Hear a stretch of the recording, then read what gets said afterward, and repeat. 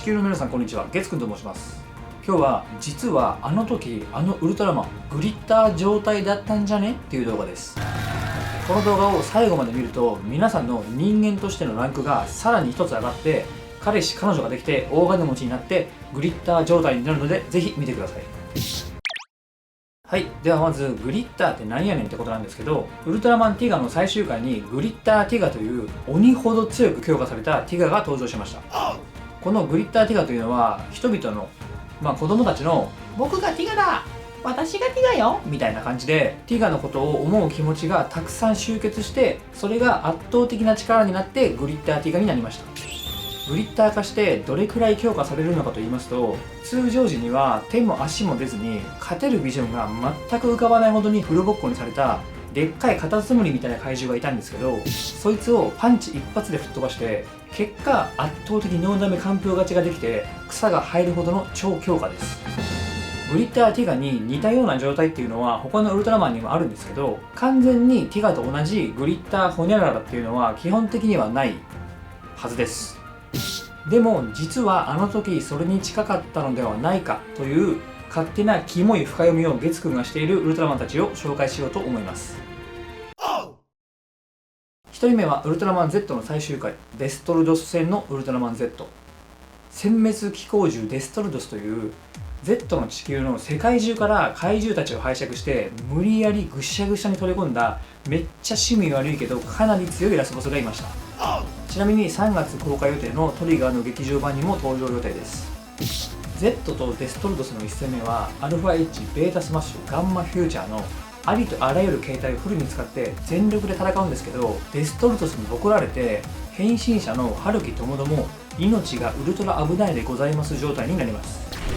次変身したらやばいみたいな状態になってしまって、しかも陽子先輩がデストルドスの体内に人質に取られているという草も生えないほどやばいことになります。でも諦めるわけにはいかないんで、バコさんとジャグ、ヘビクラ隊長と春樹の3人が特空機の1号2号3号に乗ってデストルドスと戦います。3対1でなんとか体の一部を損傷させて陽子先輩も救出して、春樹は体がどうなってもいいという覚悟で最後の変身をします。そして最強形態のデルタライズクローで必死に戦うんですけど、1戦目よりは多少は食い下がれたとはいえ、デストルドスはやっぱり強くて形態解除に追い込まれます。吹っ飛ばされて形態解除されてもう終わりかと思われた時に、ストレイジのみんなの胸が熱くなるような全力の声援を受けます。最後の変身のシーンからこのストレイジの声援、そして最後の戦いは最高の流れなので、もしまだ見たことがない人がいましたらたったの25話ですので、ぜひぜひぜひ見てください。で、そんな魂の声援を受けて春樹と Z が実質グリッター化します。このウルトラマン Z はウルトラマン0から3分の1人前と言われていて、ウルトラマンとしての強さはまだまだ未熟なんですよね、本来。そんな本来未熟なはずの Z が全ての形態が通用しないと、もう終わりじゃないですか普通。けどみんなの全力の魂の声援を受けて、それが力になって Z がなんとオリジナルの形態でデストルドスをボコボコにします。もう一回やれって言われても多分できないだろうなというようなとんでもない底力を見せてくれます。これはグリッターティガバリの超絶強化でしょ。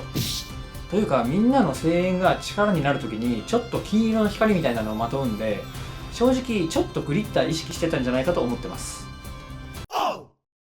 2人目はウルトラマンエースの最終回、ジャンボキング戦でのウルトラマンエース。エースは孤児である Z の名付け親でもあるので、この2人を一つの動画に取り上げることができてウルトラ嬉しいでございます。エース最終回の時はいろんな鳥獣たちが合体した最強の鳥獣ことジャンボキングでした。エースに登場した最強の敵はエースキラーかヒッポリト星人だと思うんですけど、この2人はエース1人で倒した敵ではないし鳥獣でもないので、例外としてスノーギランとかファイヤーモンスとか普通の鳥獣にも何度もエースを敗北しているので、それより強い最強の合体鳥獣となると普通に戦ってもおそらく本来はエース1人で勝てる相手じゃなかったはずなんですよね。このジャンボキング、ヤプールですよね。ヤプールの狙いはサイモン星人というか弱い宇宙人で、北斗とその辺にいた子供たちが頑張って囲まっていたんですよね、最初は。けど実はこのサイモン星人がヤプールでジャンボキングを操っていた本人だったんですよね。ヤプールが自演してたんですよ、要は。けどその自演していた事実をテレパシーで北斗だけに伝えて、子供たちはサイモン星人のことをか弱い宇宙人だと思い込んでいるんですよね。子供たちの信じる気持ちを踏みにじってメンタルブレイクさせて優しさを奪おうとしたんですよ。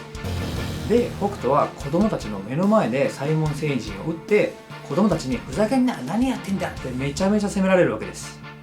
でテレパシーでサイモン星人がヤプールだって言ってきたって北斗は言うんですけど、嘘だ、テレパシーが使えるのはウルトラ兄弟だけだって言われるんですよね。